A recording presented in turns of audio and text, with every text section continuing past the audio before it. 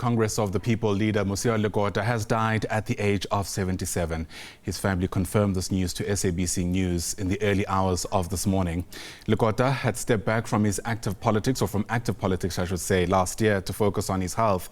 This led to the appointment of Mzwandile as the interim leader of COPE. Lekota is a former high-ranking ANC member. He served as the first Free State Premier between 1994 and 1996, and then later as Defence Minister from 1999 to 2008. The Lekota family has requested privacy during this time, and the party has asked that the public and the media respect their wishes. Let's make sense of this moment, though. Before that, take a listen to this quick bite from the interim leader of COPE. I can confirm that we did receive the sad news early this morning of the passing away of Comrade Terra. Well, I used to call him Mzwandile Lekota. To be honest with you, he has been ill for quite a while, and he has been in and out of hospital. And until this time that this has happened, and we really feel the loss from this situation. We are waiting for the family because they are on their way back from Johannesburg to Bloemfontein, so we will be able to speak to them once they are here, and we will give all the details. All right, let's make sense of this moment now. Bring in our politics editor here at SABC News, Mzwandile Mbeje, who's with us in our studio. Good to see you, Mzwandile. Thanks for popping by. Wow, this is an individual who's worn so many hats throughout his political career, of course, taking us back to where it started around Bloemfontein. Absolutely, and this is someone who started at a very young age to be involved in the struggle from the student days, and then of course leading to him being arrested, and then in the prison meeting some of the activists as well, continuing the work even outside of the prison, so getting arrested. I mean, the Delmas trial, quite an interesting aspect. So he has been really involved pre-democracy. He is one of those people who are very instrumental, in terms of crafting this modern-day democracy as we know it. It didn't just come on the silver platter. So many people were involved. So you may see that it may be different to today's generation in terms of the paths that people have decided to take, but at some point you had some sort of a stated objective by the majority of the people to say this is the kind of freedom we want through a particular vehicle. But of course, the freedom gave everyone the freedom to choose which path do they want. And he's made his choices, which we'll get to in just a moment. Perhaps let's just start by outlining some of the major milestones when he was still part of the ANC, because we do know famously he broke away from the party in 2008.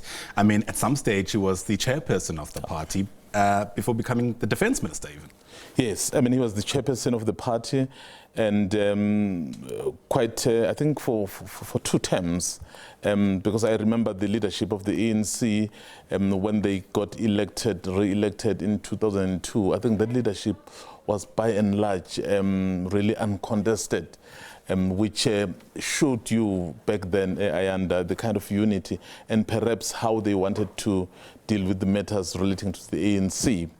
But then, as we speak about his political life, came 2007, where he actually was contesting to be the Secretary General of the ANC on the slate of the former President Mbeje, and then there was a slate of former President Jacob Zuma. So you had that was the breaking point really in terms of his political career moving away from the ANC. And of course, we know what happened, and that conference after that slate, if I were to put it that way couldn't succeed to win the ANC election, and then many of them and the group of many other leaders decided to form what was COPE, and which, by the way, a year later did very well. Right. I think they got about more than 30 seats in the National Assembly, which was very, very, very good for a new party.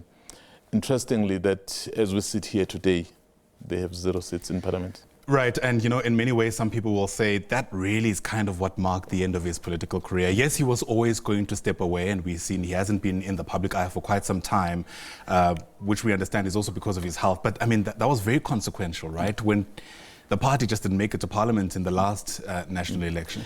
In fact, even before that, when the party obviously was already represented in Parliament, remember that struggle between him and Mzwandile. Yeah. In fact, at some point, this party people had nicknamed it Shikota, because these were 2 individuals, Ayanda, who were very central. Yes, there were many others, but in terms of the public faces of the party, it was Lekota and Shiloh. And then when that battle between them then came for leadership, it basically marked effectively the end of COPE, because from there it was never the same. And many people who had felt perhaps Mosioua should have taken over, but of course, and then the Lekota group wouldn't allow that to happen. So there were accusations and counter accusations. It made it very difficult. So that is the point where the visible decline of COPE started. From there, in every election, they started going down until 2024 election, where in the National Assembly, they received 0 seats. It doesn't help that a lot of those fights were so public and so spectacular. I mean, I have a faint memory of a COPE briefing descending into absolute chaos, where water bottles were flying because the leaders of the party couldn't agree on one or the other issue. That is actually very recent. That's about 3 or even 4 years ago, right.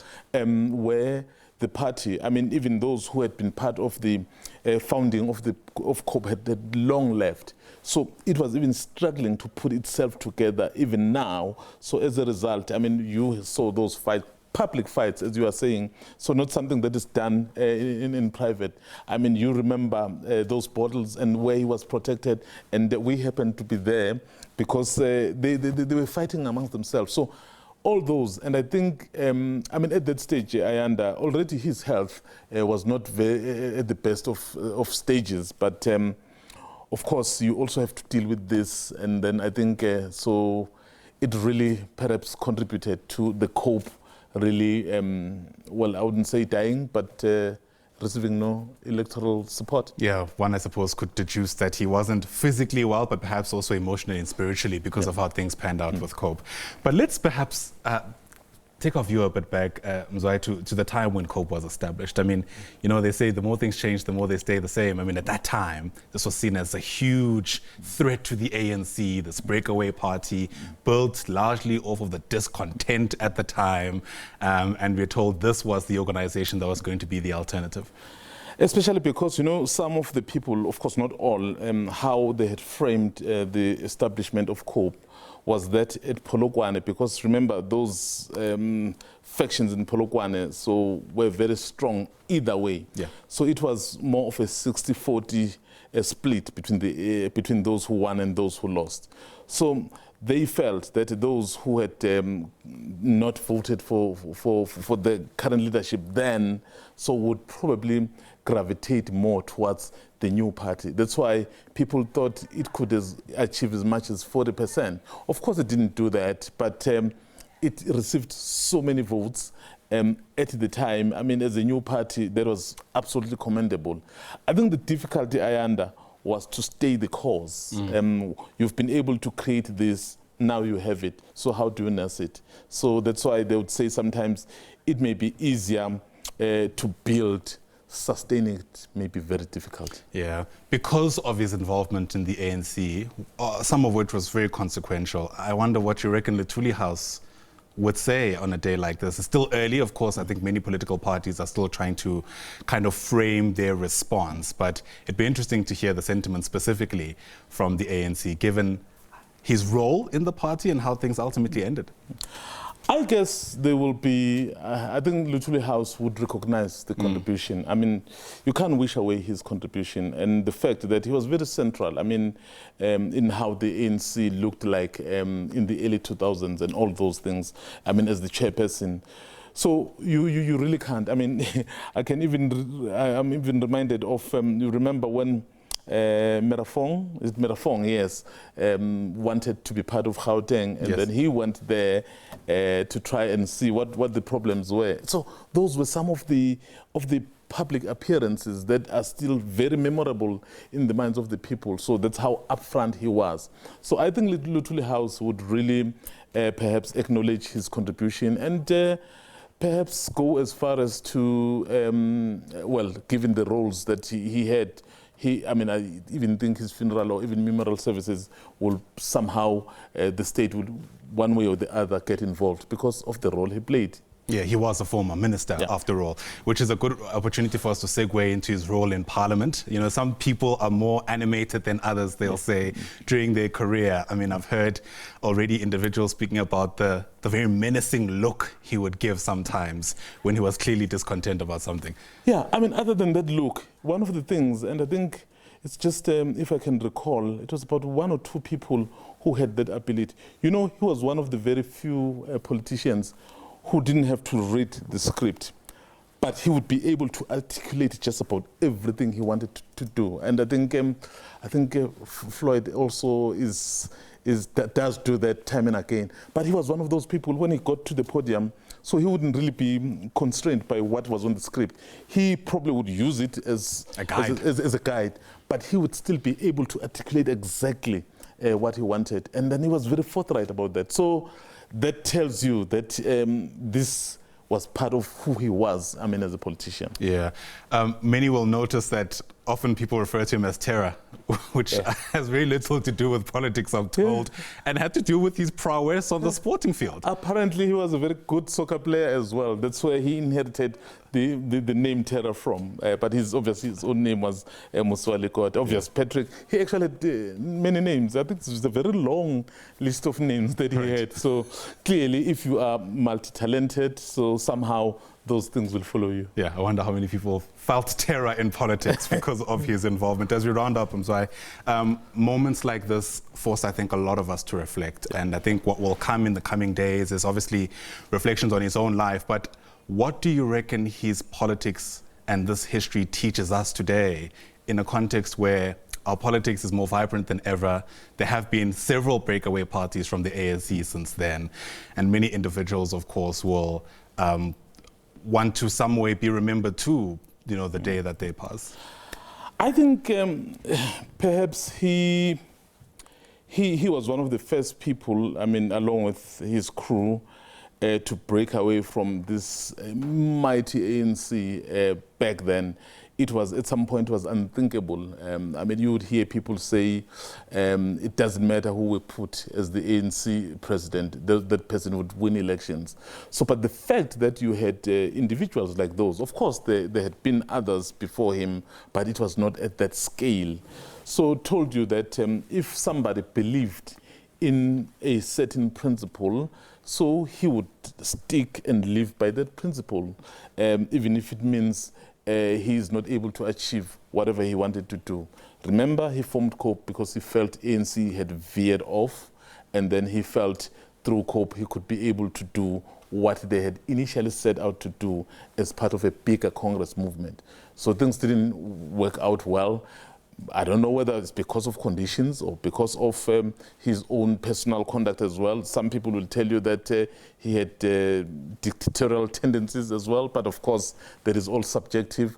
So it tells you that perhaps in life it doesn't matter that you and I are seated like this.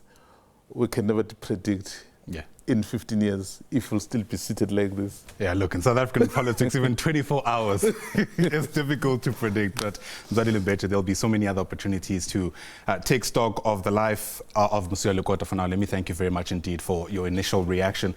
As we continue watching, of course, this big story in South African politics, Mosiuoa Lekota passing away at the age of 77 in the early hours of this morning.